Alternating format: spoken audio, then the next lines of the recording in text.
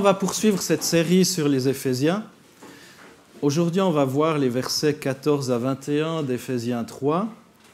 Dans les précédentes prédications sur les Éphésiens, que vous pouvez réécouter sur notre site internet, on a vu les incroyables bénédictions qui se trouvent en Jésus-Christ. On a vu aussi la puissance et la plénitude qu'on trouve en Christ, la puissance de la grâce de Dieu en Christ, la réconciliation qu'on peut avoir aussi et trouver en Christ, dans le fait aussi qu'il brise des barrières afin de pouvoir construire l'unité, cette unité tellement précieuse, tellement importante. Et dans le chapitre d'Éphésiens 3, 1 à 13, on a vu aussi la révélation du mystère de l'Évangile. Et ce mystère concerne l'inclusion de toutes les nations en Christ, aussi l'insondable richesse de Jésus-Christ et le rôle de l'Église dans la manifestation de la sagesse de Dieu à toute la création céleste. On est appelé à partager cette bonne nouvelle avec le monde, à vivre en unité aussi, à être des témoins de la grâce de Dieu. Tout un programme. Vous pouvez relire ce livre des Éphésiens qui est riche. Et c'est vrai qu'on est des agents de la réconciliation dans un monde qui a désespérément besoin de l'amour du Christ.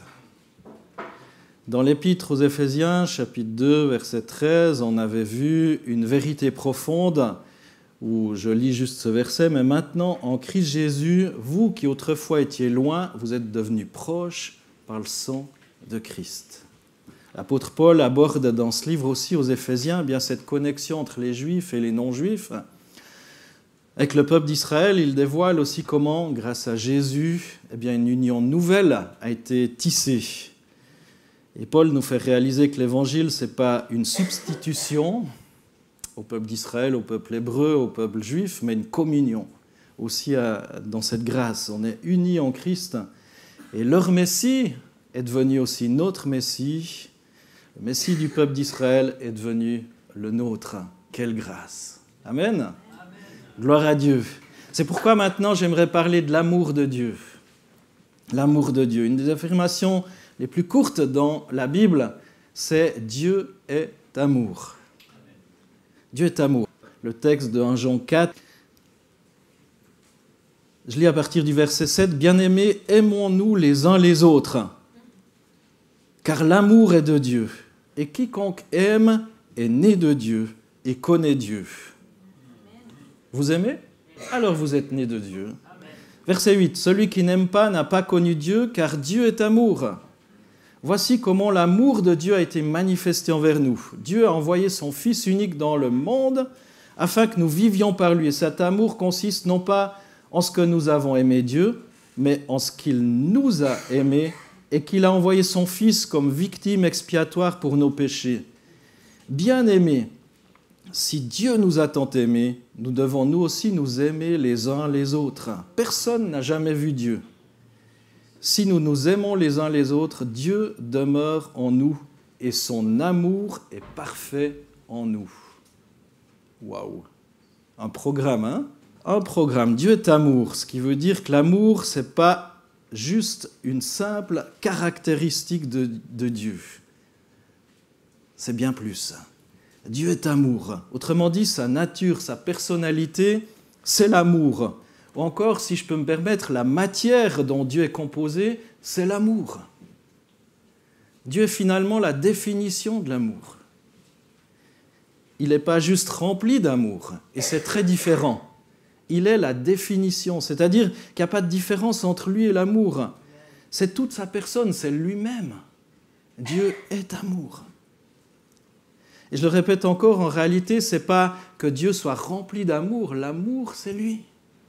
C'est lui. Et c'est pourquoi la Bible dit « Quiconque aime connaît Dieu, et celui qui n'aime pas n'a pas connu Dieu. » C'est ce qu'on a lu. Alors, ce mot « amour » dans le monde, il a pris peut-être d'autres valeurs, d'autres significations. Mais si on revient au texte biblique, eh bien, on se rend compte de l'importance d'avoir cette nature, cette essence de Dieu, de Jésus-Christ dans notre vie. En langage clair, lorsque nous n'aimons pas, nous ne connaissons pas Dieu. C'est ce que la Bible va dire. Il y a d'autres textes qui disent comment tu peux dire que tu aimes Dieu que tu ne vois pas et que tu n'aimes pas ton frère que tu vois finalement. c'est très fort. Si vous voulez bien comprendre, même si Dieu vous parlerait tous les jours ou que vous ayez les meilleurs dons et révélations de Dieu parmi les hommes, si l'amour n'est pas en vous, qu'en réalité, eh bien, vous n'avez pas encore réellement connu le Dieu que vous professez et que vous êtes censé servir. 1 Corinthiens 13 qui nous parle de l'amour de Dieu, et il y a 1 Corinthiens 12 et 1 Corinthiens 14 qui nous parle des dons spirituels et autres. Puis au milieu, il y a le jambon ou ce qu'on veut, ou ce que vous aimez. On n'est pas tous, peut-être le fromage, ou il y a l'amour. Pour dire, finalement, tu peux avoir tous les dons, mais si te manque l'intérieur, finalement, tu es vide. L'extérieur, c'est joli, il y a le pain du dessus, le pain du dessous, mais à l'intérieur, c'est une coquille vide. Et en Corinthiens 12, 13 et 14, et je ne crois pas que c'est un hasard, qu'il y ait ce chapitre 13 au milieu qui nous montre l'importance aussi. Si on le connaît vraiment, eh bien on sait que Dieu est amour. Pas d'abord puissance, ni justice, ni vengeance, ni autre chose. Si ce Dieu d'amour habite en nous, eh bien on est rempli, nous aussi, de cet amour. Wow. Mais je crois que pour s'en rendre compte, il faut l'expérimenter. Il faut expérimenter cet amour de Dieu. C'est un concept, peut-être vous l'avez lu, vous l'avez entendu, mais est-ce que vous l'avez vécu? Et pour ça, vous pouvez faire tous les séminaires que ce monde chrétien vous offre. Si vous ne passez pas du temps dans la présence de Dieu, vous n'allez jamais expérimenter. Vous pouvez apprendre des choses sur quelqu'un, comme si vous voyez à la télévision tel joueur de tennis ou tel footballeur ou autre, puis vous avez l'impression de le connaître parfaitement, ou de connaître cette personnalité publique parfaitement. Finalement, tant que vous ne passez pas du temps avec elle, vous connaissez mais rien du tout de cette personne. Peut-être qu'il est tout autre que ce que les médias veulent dire ou de ce qu'il montre publiquement, ou tel influenceur. Maintenant, c'est à la mode, les influenceurs ou les influenceuses. Là aussi, ils montrent quelque chose qu'ils veulent bien montrer de leur personnalité, de leur vie, mais on ne connaît rien de leur vie parce qu'on n'a pas passé du temps avec eux. De la même manière, on peut connaître que Dieu est amour, que Dieu est ceci, que Dieu est puissance, que Dieu guérit, mais si on n'a jamais passé du temps dans sa présence réellement, concrètement, on a besoin d'être saisi. Pour ça, il n'y a que le Saint-Esprit qui va rendre vivant ça. Dieu est amour et veut l'amour entre les hommes et particulièrement entre ses enfants. Sachez-le aussi, le Seigneur a une joie immense lorsqu'il voit ses enfants en paix, en harmonie et en s'aimant. C'est pour ça que c'est un défi aussi. C'est un défi de s'aimer. Pour X ou Y raison, finalement, on va se diviser, on va se chamailler, on va se séparer. Finalement, on va devenir des chrétiens d'Internet. Là, il n'y a plus de problème d'amour. J'aime mon écran, j'aime le prédicateur qui me prêche derrière son écran, mais je ne connais rien de lui.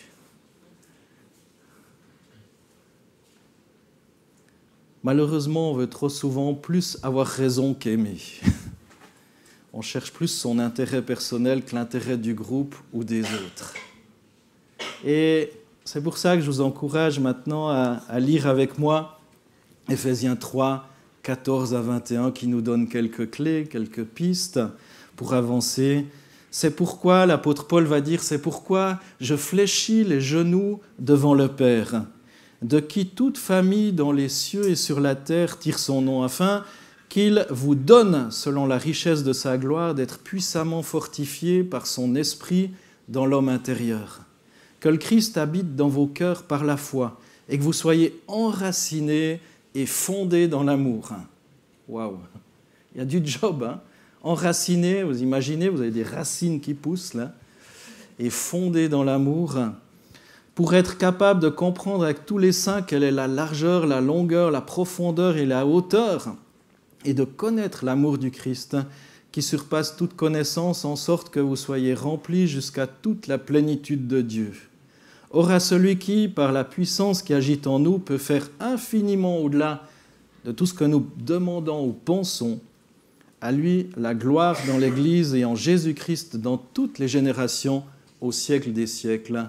Amen. Comprenant bien que Dieu est d'une vertigineuse immensité. Et c'est pour ça que le grand apôtre Paul, j'aurais toujours aimé le rencontrer, lui. Incroyable, comme 13 livres du Nouveau Testament qu'il a écrits sur les 27. Si on rajoute Hébreu, où on ne sait pas qui a écrit, mais enfin voilà, on pourrait même dire 14, j'en sais rien. Mais Paul commence son texte, c'est pourquoi je fléchis les genoux devant le Père.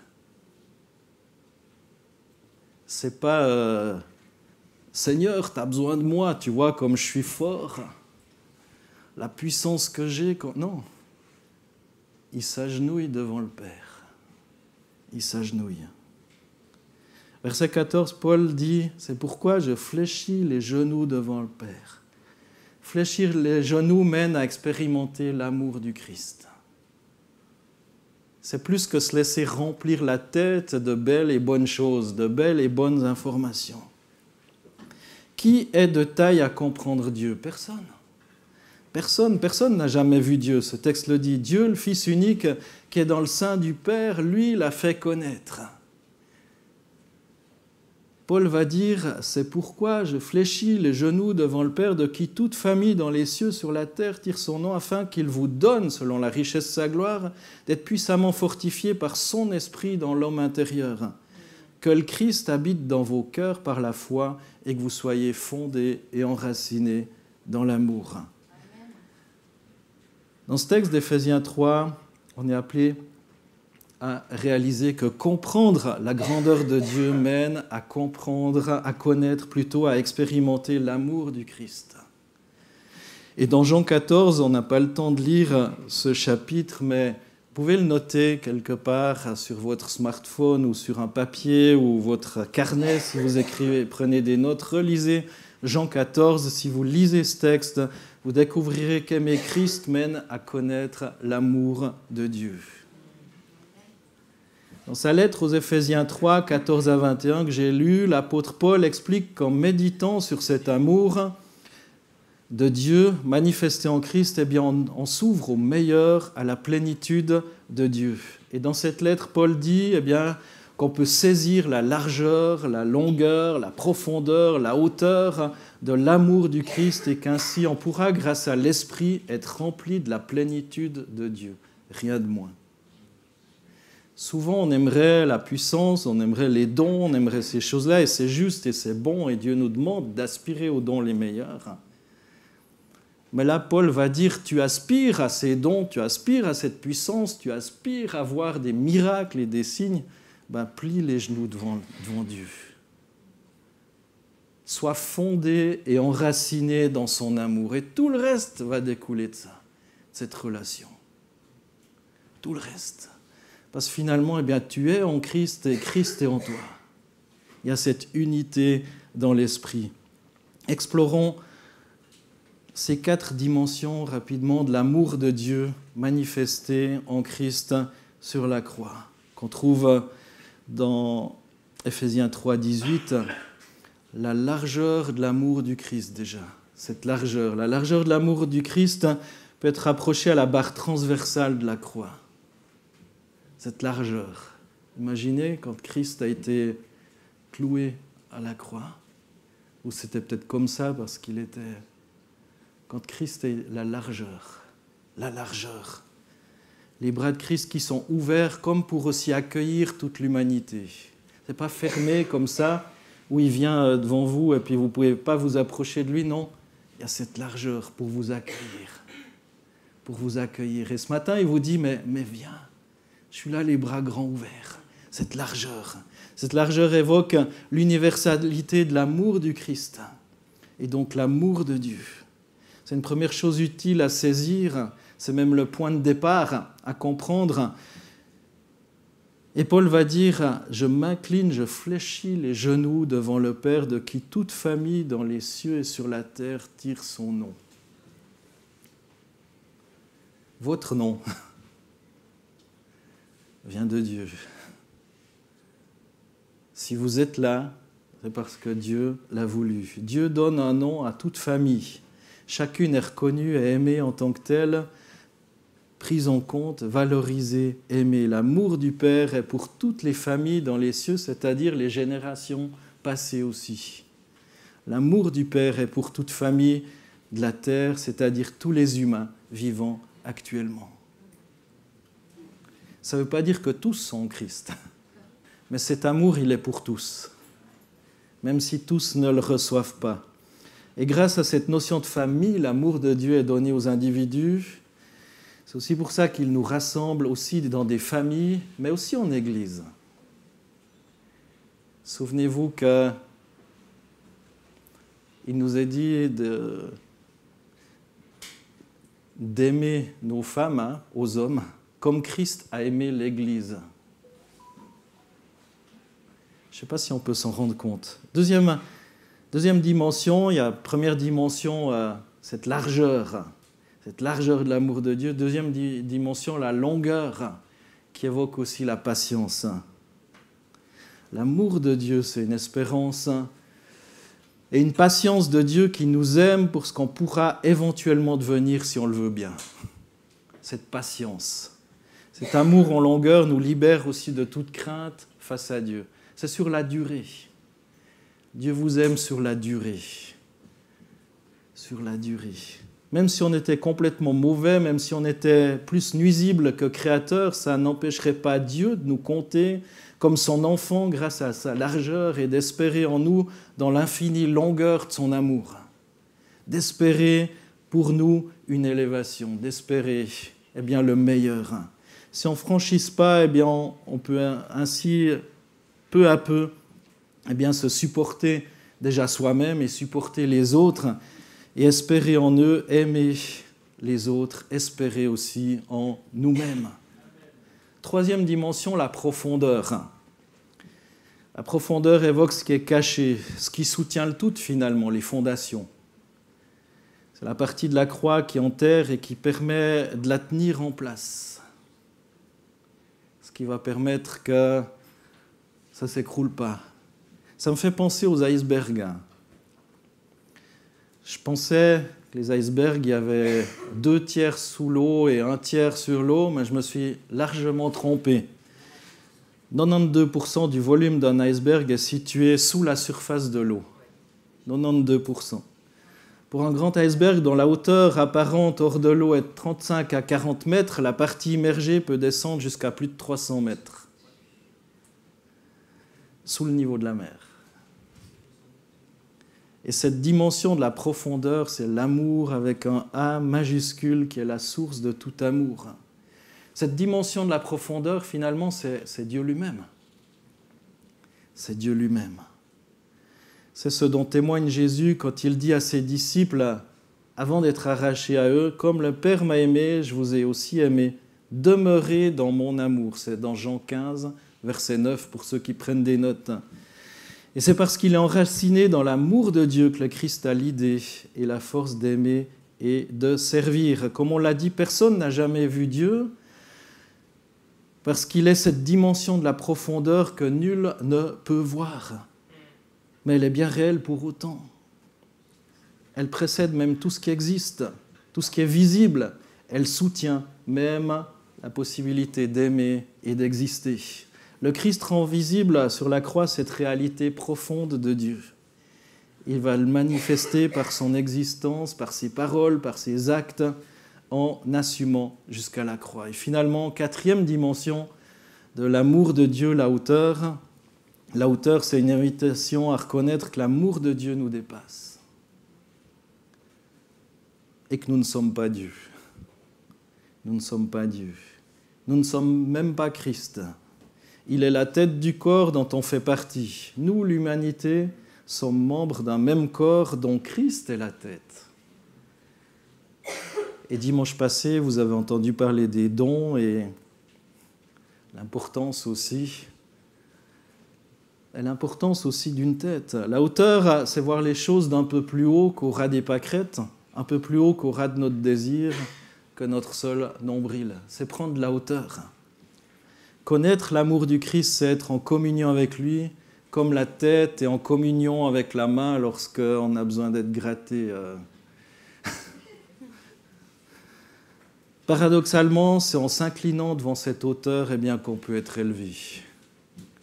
Ce n'est pas en cherchant à prendre la hauteur soi-même, mais c'est en s'inclinant, en reconnaissant qu'il est tout, qu'il est toutes les dimensions. Comprendre la largeur, la longueur, la profondeur, la hauteur. En reconnaissant que la hauteur du Christ vaut mieux que la nôtre actuellement, qu'on entre dans cette relation qui nous élève et qui nous fait dire non seulement à Dieu, et qui fait dire non seulement à Dieu mon Père, mais notre Père qui est aux cieux, notre Père. Connaître ou reconnaître l'amour de Dieu nous fait réaliser toutes ces choses et finalement nous fait entrer dans une nouvelle dimension aussi, ce Dieu de l'impossible. Et c'est là qu'on arrive au verset 20 et 21 d'Éphésiens 3. « Or à celui, c'est-à-dire Dieu, qui par la puissance qui agit en nous peut faire infiniment au-delà de tout ce que nous demandons ou pensons. À lui, la gloire dans l'Église et en Christ Jésus dans toutes les générations, au siècle des siècles. Amen. » Dieu nous élève alors qu'on s'est abaissé. C'est pourquoi je fléchis les genoux devant le Père. Ça prend un peu plus de temps. Ça demande de l'humilité. Ça demande de s'abaisser. Beaucoup connaissent des choses sur Dieu, c'est bien, mais c'est mieux de connaître Dieu lui-même et d'exprimer l'amour, d'expérimenter l'amour de Jésus-Christ. Vous pouvez étudier toute la science que cette terre propose. Vous pouvez faire tous les instituts bibliques que cette terre compte. Vous pouvez vous inscrire à toutes les unis. Vous saurez plein de choses sur Dieu. Mais ça ne remplacera pas ce cœur à cœur avec Dieu, cette expérience. Cette expérience. Vous pouvez savoir que tout à l'heure, il y a un bon repas qui vous attend. Ou un pique-nique pour ceux qui vont à la marche. Magnifique. Mais tant que vous ne vous y rendez pas, vous ne saurez pas combien ce repas est bon. Tant que vous ne le mettez pas dans votre bouche. Tant que vous ne vivez pas cette marche, cette communion avec les autres, vous pourrez dire c'est super ce qu'ils font, ce qu'ils vivent, c'est génial.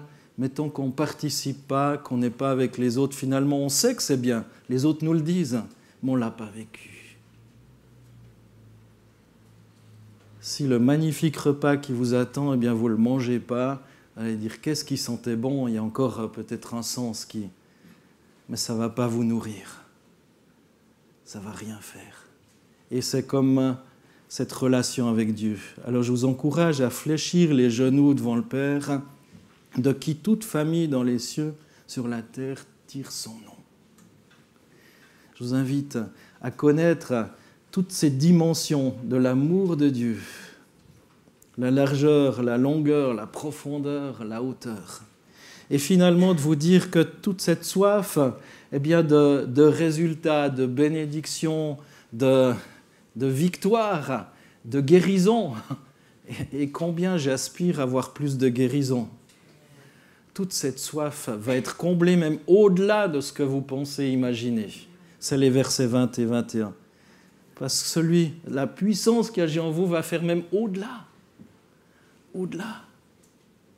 Et je lisais dans Jean 14 ce matin encore, dans Jean 14, que Jésus va dire, mais qu'on ferait même, je vous le dis, celui qui croit en moi fera aussi les œuvres que je fais, et il en fera même de plus grandes.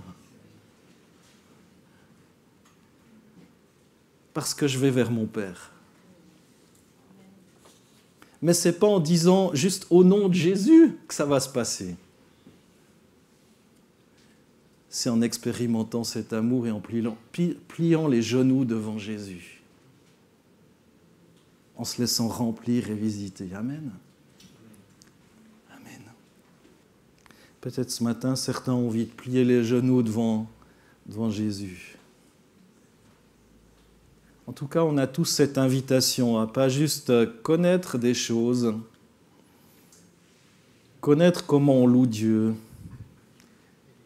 connaître certains versets de la parole,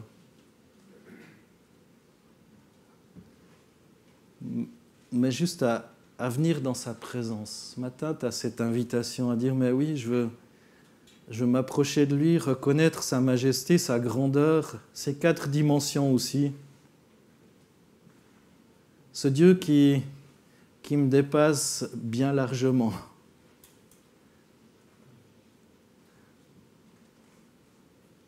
Je veux passer ce temps avec Jésus. Je veux me laisser visiter. Je veux me laisser rencontrer. Ce matin, tu reçois cette invitation, mon frère, ma sœur.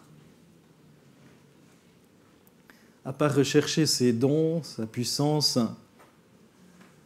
mal rechercher lui, le donateur.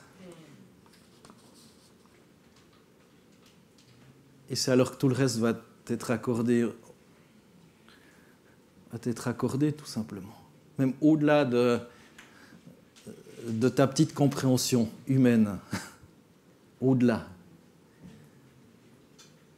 Qui peut faire au-delà de tout ce que tu penses. Jésus, tu connais notre cœur, tu connais mon cœur.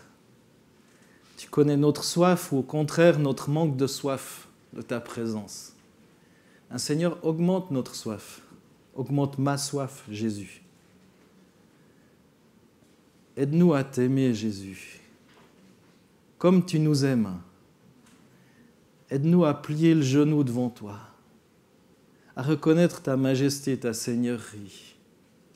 Aide-nous à voir ton immense grandeur et ainsi à prendre de la hauteur avec toi, à se dire, mais mon problème devient bien plus petit face à l'énorme grandeur de mon Dieu, la profondeur, la largeur.